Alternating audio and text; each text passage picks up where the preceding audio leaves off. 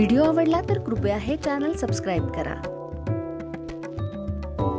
एक साधक जीवन जगत असताना आपल्या जीवनामध्ये कोणत्या कोणत्या गोष्टी हव्यात, कोणत्या गोष्टी नको याची जाणीव जर आपल्याला करून घ्यायची असेल तर एकनाथ महाराजांचं चिरंजीव पद एकदा वाचा. आपल्याला कळेल की परमार्थात राहणाऱ्या माणसानं काय केलं पाहिजे, त्यातल्या त्यात साधकानं आपलं जीवन कसं व्यतीत केलं पाहिजे. चिरंजीव पद पावावयासी आन उपाय नाही साधकासी, किंचित बोलो निश्चयेसी कळावयासी साधका. येथे मुक्त हे वैराग्य सुद्धा सहजतेनं आपल्यापर्यंत प्राप्त होतं का? कधी कधी वैराग्य दाखवून सुद्धा ते आपल्यात निर्माण होत नाही. हे संकल्पाचा त्याग म्हणजे संन्यास. संकल्पाचा ज्याचा त्याग झालेला आहे, ज्यानं काही ठरवलेलंच नाही, तो खरा संन्यासी आहे. पण संन्यास धारण केल्याच्या नंतर सुद्धा अनेक अशी माणसं असतात की जे आपल्या मार्गापासून भ्रष्ट होत असतात, वेगळ्या मार्गाने जात असतात. त्या माणसांना आपण जर बघितलं तर अशी माणसं ही खरी संन्यासी म्हणून आपल्याला म्हणता येणार नाहीत. भांडण झाल्यानंतर घर सोडून जातो असं म्हणणारा कधीच संन्यासी होऊ शकत नाही, असं म्हणणारा कधीच वैराग्य वृत्तीचा होऊ शकत. पण वैराग्य मात्र असं क्षणात कधीतरी येतं आणि त्या क्षणामध्ये ते विरागी भाव त्याच्या अंतःकरणात जागृत होत असतो. आपण बऱ्याच जणांनी आपल्यापैकी कथा ऐकलेली असेल, भर्तृहरी राजाची कथा. हे वैराग्य काय आहे, वैराग्य कशामुळे प्राप्त होतं? कुठल्याही प्रकारानं अशी कुठलीही घटना अचानकपणे घडू शकते की आपल्या जीवनामध्ये वैराग्य निर्माण व्हावं. त्या भर्तृहरी राजानं लोकांचं चांगलं पालन पोषण करावं, आपली प्रजा चांगल्या पद्धतीनं हाताळावी. आणि असं करत असताना एक महात्मा त्या राज्यामध्ये आला आणि त्या भर्तृहरी राजाला त्यांनी असं विचारलं की बाबा तुझा राजपाट कसा चालू आहे. त्यांनी सगळं समजून सांगितलं, अशा पद्धतीने मी हे करतो, तशा पद्धतीने हे करतो. त्या महात्म्याला कौतुक वाटलं. त्याला असं वाटलं असा राजा जर का सगळ्या राज्यामध्ये असेल तर सगळं जग, त्याचं राज्य हे सुजलाम सुफलाम होईल. हा राजा चांगला आहे ना, याचं आयुष्य चांगलं असलं पाहिजे. हा जितका जास्त जगेल तितकं लोकांच्या पर्यंत चांगल्या गोष्टी पोचतील असा त्यांनी विचार केला. आणि एक फळ त्यांनी त्या राजाला दिलं आणि सांगितलं, बाबा हे फळ तू खा, म्हणजे अनेक वर्ष जगशील. भर्तृहरी राजानं ते फळ ठेवून घेतलं. विचार केला, हे फळ मी खाण्यापेक्षा माझं ज्या माझ्या बायकोवरती प्रेम आहे, त्या बायकोला जर का हे मी फळ दिलं तर तिला किती आनंद होईल, ती किती वर्ष जगेल. राजा राणीच्या महालामध्ये आला आणि राणीला सांगितलं, हे फळ तुम्ही घ्या, म्हणजे तुम्ही अनेक वर्ष जगाल. थोडासा जरी वियोग झाला तरी फुटोपाहे हृदय अशी त्याची अवस्था व्हायची. एवढं प्रेम त्याचं त्याच्या पत्नीवरती होतं. पण राणीचं काही राजावरती प्रेम नव्हतं, राणीचं प्रधानावरती प्रेम होतं. ती विचार करू लागली, हे फळ मी खाण्यापेक्षा माझं ज्याच्यावरती प्रेम आहे त्याला जर हे फळ मी दिलं तर त्याला किती आनंद होईल. असा विचार तिनं केला आणि तिनं ते फळ त्या प्रधानजींना नेऊन दिलं. पण प्रधानाचं राणीवरती नाही, प्रधानाचं वेश्येवरती प्रेम. तो विचार करू लागला, हे फळ मी खाण्यापेक्षा माझं जिच्यावरती प्रेम आहे तिला जर का हे फळ मी नेऊन दिलं तर तिला किती आनंद होईल. असं म्हणून त्यांनी त्या वेश्येच्या हातामध्ये ते फळ दिलं आणि सांगितलं, हे फळ तू खा, म्हणजे अनेक वर्ष जगशील. असं म्हटल्याच्या नंतर तिने ते फळ ठेवून घेतलं. प्रधानजी निघून गेले. विचार करू लागली, माझं आयुष्य काय आहे, कोणीही यावं, पैसा फेकावा, माझ्या देहाचा भोग घ्यावा, निघून जावं, हे असं आयुष्य जगण्यापेक्षा आपला राजा किती चांगला आहे, त्याला हे फळ दिलं तर त्याला किती आनंद होईल. ती राजाकडे आली. राजाला सांगितलं, राजेसाहेब हे फळ घ्या, म्हणजे तुम्ही अनेक वर्ष जगाल. राजाला ते फळ कुठेतरी बघितल्यासारखं वाटलं, हे वाक्य सुद्धा कुठेतरी ऐकल्यासारखं वाटलं. त्यांनी विचारलं, हे तुझ्याकडे कसं आलं फळ? दरडावून विचारल्याच्या नंतर पटकन त्या वेश्येनं सांगितलं, मला प्रधानजींनी फळ दिलं. प्रधानजींनी फळ दिलं, प्रधानजींना बोलवा.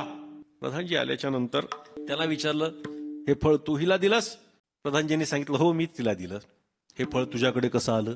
प्रधानजी घाबरले, उत्तर काय देणार? राणीसाहेबांनी दिलं. हात थरथर कापू लागले, पाय थरथर कापू लागले. कोणी दिलं हे फळ मला सांग, नाही तर आत्ताच्या आत्ता तुझं मुंड कवडून टाकेन. प्रधानजींनी पटकन सांगून टाकलं, राणीसाहेबांनी मला दिलंय म्हटले महाराज फळ. राणीला हे फळ दिलं, राणीला बोलवा. आणि मनामध्ये वैराग्य भाव निर्माण झाला. जिच्यावरती मी आसक्त होतो ती माझ्यावरती अनासक्त होती, ती दुसऱ्यावरती आसक्त होती. बर, ती ज्याच्यावरती प्रेम करत होती त्याचं तिच्यावरती प्रेम नव्हतं, त्याचं दुसरीवरती प्रेम होतं. धिक्तांच त्या वेश्येचा धिक्कार असो, धिक्तांच त्या प्रधानाचा धिक्कार असो, मदनांच त्या मदनाचा कामाचा धिक्कार असो, धिक इमांच ह्या पत्नीचा धिक्कार असो, आणि धिक्मांच म्हणजे माझा सुद्धा धिक्कार असो. कारण मला दिलेलं फळ, महात्म्यानं दिलेलं फळ हे मी न खाता वैषयिक भावनेनं माझ्या पत्नीला दिलं.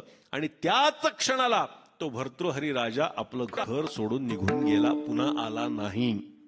वैराग्य निर्माण झालं. वैराग्य निर्माण व्हायला कारण काय ठरलं? महात्म्यानं दिलेलं फळ. त्यामुळे हे वैराग्य आपल्या अंतःकरणामध्ये निर्माण झालं पाहिजे. जोपर्यंत वैराग्य निर्माण होत नाही तोपर्यंत परमार्थामध्ये आपली बाजू भक्कम होऊ शकत नाही. जोपर्यंत आपण विषयासक्त आहोत तोपर्यंत आपल्या जीवनामध्ये परमार्थाचा अंकुर फुटू शकत नाही. आपण परमात्म्याच्या जवळ जाऊ शकत नाहीत. त्यामुळे या सगळ्या गोष्टींचा विचार, एक एक गोष्टी परमार्थामध्ये अनेक गोष्टींचा त्याग करायचा असतो आणि अनेक गोष्टींचा अवलंब करायचा असतो. त्यापैकी त्यागावयाच्या गोष्टी जर आपण बघितल्या तर सुरुवातीला जो आपण बघितला अहंकार, तो आपल्यातनं गेला पाहिजे. परमार्थामध्ये अजून काय त्यागायचं याचा जर आपण विचार केला तर परमार्थामध्ये जी बुद्धी आहे त्या बुद्धीला बाजूला ठेवून आपण मनाचा अंगीकार केला पाहिजे. परमार्थामध्ये काय करायचं आहे तर आपली वाणी जी जास्त बोलतीये त्या वाणीला आपण आपल्या ताब्यामध्ये ठेवायचं आहे आणि तिला फक्त परमात्म्याचं नामस्मरण करायला सांगायचं आहे. जर ही वाणी, जर हे मुख परमात्म्याचं नामस्मरण घेत नसेल, जे मुख परमात्म्याचं नाम घेत नाही ते मुख म्हणजे सापाचं राहण्याचं बेळ आहे. आणि त्याच्यामध्ये असणारी जी जिभा आहे, जी जीभ आहे ती म्हणजे सर्प आहे. जिव्हा नव्हे काळ सर्प आहे. ही वाणी जी व्यर्थ बडबड करतेय, वेदाची निंदा करते, ही वाणी, हिचा त्याग झाला पाहिजे. हिला आपण कुठेतरी थांबवलं पाहिजे. वारकरी संप्रदाय हा वैदिक संप्रदाय लक्षात ठेवा. कोणी कितीही जरी काही बोलत असेल तरी आमच्या संत महात्म्यांनी वेदाच्याच मार्गदर्शनाखाली संत महात्मे पुढे आलेत. म्हणून आपला वारकरी संप्रदाय हा सनातन वैदिक हिंदू धर्माचा एक मोठा आणि अत्यंत व्यापक हृदय असलेला भक्ती संप्रदाय आहे. युधिष्ठिरानं भगवंताला प्रश्न विचारले, देवा असं काय आहे की जे सतत वाढत जातं? देवा असं काय आहे जे सतत घटत जातं? देवा असं काय जे घटतही नाही आणि वाढतही नाही? आणि देवा असं काय जे घटतही आणि वाढतही? असे 4 प्रश्न युधिष्ठिरानं भगवंताला केले. त्या 4ही प्रश्नांचे उत्तर आपल्याला या ठिकाणी महत्वाचे नाही. पहिला प्रश्न महत्वाचा आहे, देवा असं काय आहे जे सतत वाढत जातं? भगवंतानं उत्तरा देखील असं सांगितलं की माणसाचा जो लोभ आहे तो सतत वाढत जातो. बालपणामध्ये पायात असतो, तारुण्यात कमरेपर्यंत येतो आणि म्हातारपणात तो मुखामध्ये येऊन थांबत असतो. तो एखादी गोष्ट आम्हाला प्राप्त झाली तिथपर्यंत आमचं प्राप्तव्य थांबत नाही, तिथून पुढे आम्हाला काहीतरी प्राप्त करून घ्यायचं असतं. आम्ही आहे त्याच्यामध्ये समाधानी कधीच नाही. एखादं पद मिळालं, त्याच्या पुढचं पद, त्याच्या पुढचं पद, त्याच्या पुढचं पद, कितीही पद मिळत गेली तरी मनाचं समाधान होत नाही. ही माणसाची सर्वसाधारण भावना आहे. त्यामुळे लोभ हा सतत वाढत जातो. भगवंतानं गीतेमध्ये फार सुंदर सांगितलंय, त्रिविधम नरकस्येदम द्वारम नाशनमात्मनः काम क्रोध तथा लोभस्तस्मादेतत्रयं त्यजेत. भगवंतानं सांगितलं त्रिविधम नरकस्येदम द्वारम, ही 3 नरकाची द्वार आहेत आणि शहाण्या माणसानं त्याचा त्याग केला पाहिजे. कोणती नरकाची द्वार आहेत? काम क्रोध तथा लोभ तस्मादेतत्रयं त्यजेत. काम क्रोध आणि लोभ ही 3 नरकाची द्वार आहेत आणि त्याचा त्याग केला पाहिजे. हा लोभ माणसाला कुठल्या कुठे घेऊन जातो. लोभ माणसाला दुसऱ्याची निंदा करायला भाग पडतो. लोभ माणसाला लोकांना त्रास द्यायला भाग पडतो आणि हा लोभ माणसाला वाटेल ते कर्म करायला भाग पाडत असतो.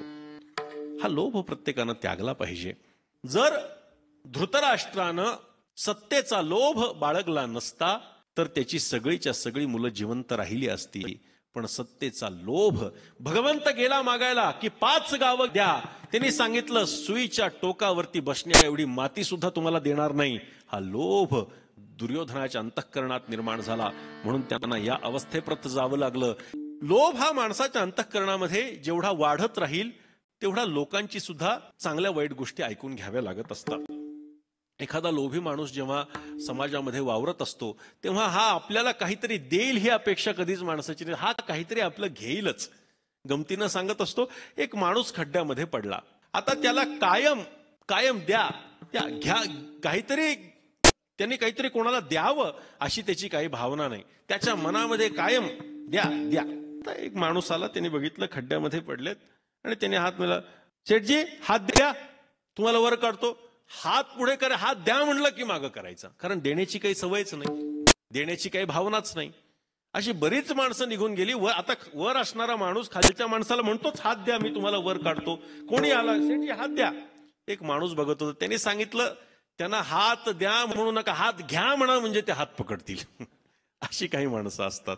त्यामुळे अशी लोभी माणसं ही न व्यवहारामध्ये कामाची असतात न परमार्थामध्ये कामाची असतात. पण परमार्थामध्ये लोभ हा संसाराचा तुटला पाहिजे.